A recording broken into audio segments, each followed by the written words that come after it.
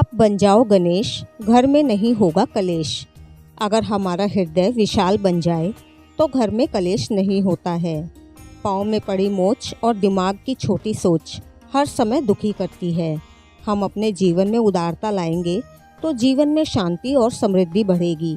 जब क्रोध, मोह, अहंकार से जितना बचेंगे उतना ही हम धर्म के नज़दीक पहुंच जाएंगे।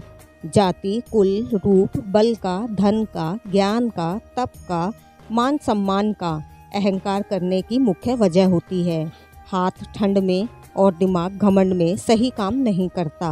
उसी प्रकार अहंकारी आदमी कभी किसी की मदद नहीं कर सकता। बाहर की बात तो और है, अपने ही घर में किसी की मदद नहीं करता है। एक सेठ जी थे, उनके 5 बेटे थे। 4 बेटों की सेठ जी ने शादी की हुई थी और 5वें बेटे की सगाई हो रखी थी, जिसका विवाह शीघ्र ही होने वाला था। 5वीं बहू बहुत ही संस्कारी थी। संस्कारी व्यक्ति खुद भी खुश रहता है और दूसरों को भी खुश रखता है। अब 5वें बेटे की शादी हो गई। नई बहू ने 1-2 दिन बाद देखा सुबह के 8 बज चुके हैं और घर का कोई सदस्य सोकर नहीं उठा है। नई बहू उठी और नहाने के बाद पूजा पाठ करके वह रसोई में गई।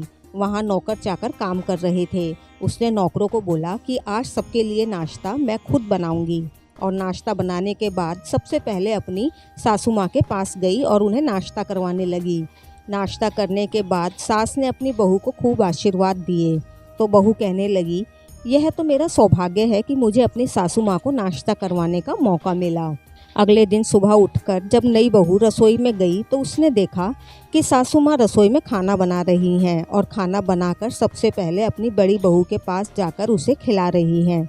फिर दूसरी और तीसरी, चौथी और जब 5वीं बहू के पास पहुंची तो वह अपनी सासू माँ को यह सब करने से मना करने लगी और बोली, कल से मैं ही रसोई में खाना बनाऊंगी। सास अपनी 5वीं बहू की बातें सुनकर बहुत खुश हुई।